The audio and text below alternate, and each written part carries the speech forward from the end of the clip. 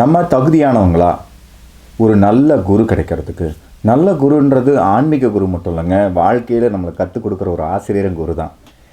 அதை பற்றி நம்ம இன்றைக்கி சிந்திக்கலாம். அதை பார்க்குறதுக்கு முன்னாடி என்னை பேச வைத்து கொண்டு இருக்கும் எல்லா குருமாருக்கும் வணங்கி இந்த உரையை நம்ம பார்க்கலாம். தகுதி ஒரு கதையிலேருந்து வருவோம். ஒரு ஊரில் ஒரு குரு இருந்தாராம். அந்த குருக்கு வயசாகிடுச்சு, அதனால் மரணத்தருவாயில் இருக்கிறாங்க. கூட உள்ள சிஷ்யங்க எப்போவுமே இந்த குரு பரம்பரையில் வந்து குரு வந்து கடைசியில் உடலை விட்டு பிரியிடும் தருணையில் வந்து கேட்பாங்க, எனக்கு ஏதாவது சொல்லுங்கன்ட்டு. அப்போது சிஷ்யங்களாம் கேட்டு, எங்களுக்கு வந்து முக்கியமான வாழ்க்கையில் தத்துவங்களை புரிஞ்சிக்கிறதுக்கு எனக்கு வந்து சொல்லுங்கன்னு ஒன்று குரு சொல்லுவாராம். நான் ஒரு 3 விஷயம் என் வாழ்க்கையில் நடந்த சம்பவங்களை நான் சொல்கிறேன். நான் ஞான நிலைக்கு வர்றதுக்கு முன்னாடி நடந்த சம்பவங்கள் சொல்லுவார். முதல் சம்பவம், ஒரு நாள் குரு காட்டுக்குள்ளே பயணிச்சிக்கிட்டு இருந்தாராம். ஒரு குளத்துக்கு பக்கத்தில் ஒரு நாய் வந்து தாகத்தில் இருக்குது, தண்ணி குடிக்க போது பயந்து வந்துடுது. தாகத்தில் இருக்குது, தண்ணி குடிக்க போது பயந்து வந்துடுது. இப்படியே போயிட்டுருக்குது. அவர் அந்த சம்பவத்தை பார்த்துக்கிட்டே இருக்கார். அந்த நாய்க்கு ஒரு வழியே இல்லை, தண்ணியே குடிச்சாகணும். எதனால் அது பயப்படுதுன்றதை பார்த்தோம்னா, அது பக்கத்தில் போகும்போது அந்த நாயோட முகம் அந்த தண்ணியில் தெரியுது. அது வேறு ஏதோ ஒன்று நினச்சிட்டு பயந்துட்டு திரும்பி வந்துடுது. ஒரு டைமில் நாய்க்கு வந்து தாகம் ரொம்ப அதிகமானவொன்னே தண்ணியில் ஒரே குதிச்சு அந்த பயம் போய் தண்ணியை நல்லா குடித்து தாகம் தீர்ந்து அப்புறம் வருமா.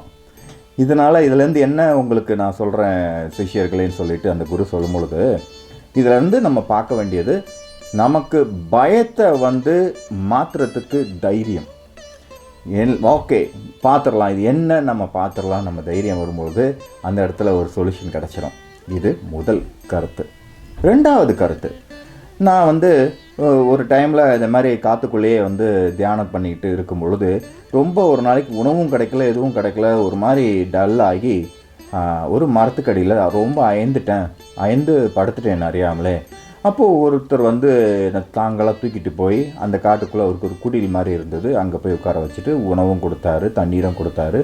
நான் கேட்டேன், அப்பா நீ வந்து யாருப்பா கேட்டேன். அவர் சொன்னார், நானுங்களா சாமி, நான் வந்து ஒரு திருடன், நான் வந்து திருட்டு தான் எனக்கு தொழில். ஓகே சொல்லிவிட்டு அப்படியே அங்கே இருப்பாராம். அப்போ வந்து நான் உணவுலாம் சாப்பிட்டுட்டு அவர் சொல்லிடுவாராம், சாமி நீங்கள் உடம்பு சரியாகிற வரையும் என் கூடயே இருங்க, இது என்னுடைய ரெக்வஸ்ட்டுன்னு சொல்லி அந்த திருடன் சொல்லிட்டு வரான். அவரும் வந்து இருப்பாராம். தினமும் அந்த திருடன் ராத்திரி திருட போவாராம், அடுத்த நாள் ஒன்றும் கிடைக்காதான். தினமும் போவாராம், திருட போவாராம், ஒன்றும் கிடைக்காதான். டெய்லியும் வந்து இவர் கேட்பாராம் அந்த திருடங்கிட்ட, நீங்கள் வந்து என்ன கிடச்சிது? இல்லை இன்றைக்கி ஒன்றும் கிடைக்கல, ஆனால் நாளைக்கு எனக்கு கண்டிப்பாக கிடைக்கும் சொல்லி இப்படியே வந்து 15-20 நாள் 25 நாள் போயிடுமா. 25 நாள் கழிச்சும் இதே தான் கேட்பாராம் அந்த குரு. என்னாச்சு, எதாவது கிடச்சிதானா? இல்லை, எனக்கு இறைவன் எனக்கு கண்டிப்பாக ஏதாவது கொடுப்பாரு, பாருங்கன்னு சொல்லிட்டு போகிறான். இந்த சம்பவத்தை அவர் பார்க்கும் பொழுது அந்த மனிதனுக்கு வந்து நம்பிக்கை, அதாவது ஒரு திருடன் ஒரு நம்பிக்கையோடு தான் அவன் அந்த திருட்டு தொழிலே பண்ணுறான். ஆனால் அது தொழில் கிடையாது, இருந்தாலும் அந்த நம்பிக்கை அவனுக்கு இருக்குது. அப்போது என்ன ஆகுதுன்னா, அதுக்கே அவ்வளோ நம்பிக்கையோடு பண்ணும்பொழுது நமக்கு ஒரு ஞானம், ஒரு அறிவு, எந்த வகையான அறிவு கிடைக்கிறனாலும் நம்ம எந்த அளவு நம்ம வந்து அந்த நம்பிக்கை வச்சுக்கணும், நம்பிக்கை விடாமல் நம்ம பண்ணணும். ஒரு சராசரியாக நம்ம இந்த காலகட்டத்தில் நம்ம பார்த்தோன்னா, நம்ம ஒரு டிகிரி பண்ணாலே 18 வருஷத்துலேருந்து 21-22 வருடங்கள் ஆகுது. அத்தனை டைம் நமக்கு வெயிட் பண்ண வேண்டியிருக்குது. அப்போது நம்ம இறைத்தன்மையை வெயிட் பண்ணுறதுக்கு என்னன்றது இதில் வந்து அடிஷ்னலாக நம்ம பார்க்க வேண்டிய விஷயம். அப்போது மூணாவது கதையில் என்னென்னா, நான் வந்து அந்த குரு சொல்லுவாராம், நான் வந்து ஒரு ஊருக்கு போயிருந்தேன். அந்த வீட்டில் எனக்கு கூப்பிட்டுருந்தாங்க உபசரித்து. நான் போயிருந்தேன். அங்கே ஒரு குட்டி பாப்பா இருந்தது. அந்த பாப்பா கிட்ட நான் போய் வந்து என்னோடய ஞானத்தோட கர்வமாக கேட்டேன், பண்ணலான்ட்டு. பாப்பா கிட்ட வந்து அங்கே ஒரு விளக்கு ஏற்றி வச்சுருந்தாங்க. பாப்பா, இந்த விளக்குகளோட வெளிச்சம் வந்து எங்கேருந்து வருது, இந்த ஒளி எங்கேருந்து வருது கேட்டேன்.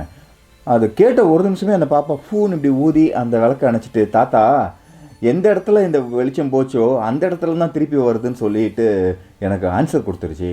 அப்போது எனக்கு ரொம்ப ஆச்சரியம் போச்சு. அடடா, இது வந்து எவ்வளோ பெரிய தத்துவம், இவ்வளோ ஈஸியாக சொல்லிடுச்சு. அப்போது வெளிச்சம்ன்றதே வந்து எவ்வளோ பெரிய கான்செப்டாக இருக்குன்ட்டு புரியும். அப்போது இருள்லேருந்து தான் வெளிச்சம் வருது. அந்த மாதிரி எனக்கு ஒரு புரிதலை வந்து அந்த குழந்தை எனக்கு கற்றுக் கொடுத்துச்சு. அன்னையிலேருந்து என் கர்வம் போச்சு. இது எல்லாத்தையும் நான் கடந்து இந்த மாதிரி இறைவன் எனக்கு கொடுத்த அனுபவத்தில் தான் நான் கடந்து இன்றைக்கி நான் இப்படி வந்திருக்கேன். அதனால் நம்ம எல்லோரும் வாழ்க்கையில் ஒரு நல்ல ஒரு நிலைமைக்கு ஒரு குரு கிடைக்கணும், ஒரு நல்ல விஷயம் கற்றுக்கணுன்னா இந்த மாதிரி பண்புகளை நீங்கள் வளர்த்துக்கங்க, கண்டிப்பாக உங்களுக்கு நல்லா இருக்கும்ன்ட்டு அந்த குரு சொல்லுவாங்களாம்.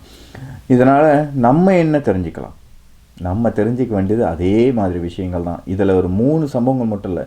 எப்போவுமே குரு என்பவர் இருளை நோக்கி நமக்குள்ள இருளை அழித்து நமக்கு ஞானத்தை கொடுக்குறவர், ஒளியை கொடுக்குறவர். அப்போது அந்த மாதிரி நம்ம ஓப்பனாக இருக்கணும். எப்போவுமே ஒரு நிறைஞ்ச பாத்திரத்தில் தண்ணி ஊற்ற முடியாது. நம்ம ஒரு ஜென் தத்துவத்தில் எம்டி கப்புன்னு சொல்லுவாங்க. நம்ம ஒரு எம்டி கப்பாக இருக்கணும். எம்டியாக இருந்தால் நமக்கு இந்த மாதிரி விஷயங்கள் வரும். இப்போ எது தடுக்குது? நமக்குள்ள குப்பைகளாக இருக்கிற தேவையற்ற எண்ணங்கள். நான் குப்பைகளான்றது கொஞ்சம் கடினமான வார்த்தைகள், ஆனால் உண்மை அதுதான் தடுக்குது. அந்த ஈகோ அதுதான் தடுக்குது. இந்த தேவையற்ற எண்ண குவிகள் அதுதான் தடுக்குது. அது ஓரம் கட்டிட்டு ஓப்பனாக நம்ம ஒரு பாத்திரத்தை ஓப்பனாக வச்சுருக்கும் பொழுது அந்த இடத்துல இந்த ஞானத்தை கொட்டுறதுக்கு குருமார்கள் வருவாங்க. நம்மளும் அந்த ஞானத்தை நோக்கி போவோம். ஞானம் எல்லா விஷயத்துக்கும், வாழ்க்கை வாழ்கிறதுக்கும் முக்கியம், ஆன்மீகத்தை நோக்கி அந்த இறைத்தன்மையை அடையிறதுக்கும் முக்கியம். அப்படிப்பட்ட ஒரு நிலைக்கு நம்ம எல்லாரும் வருவோம்.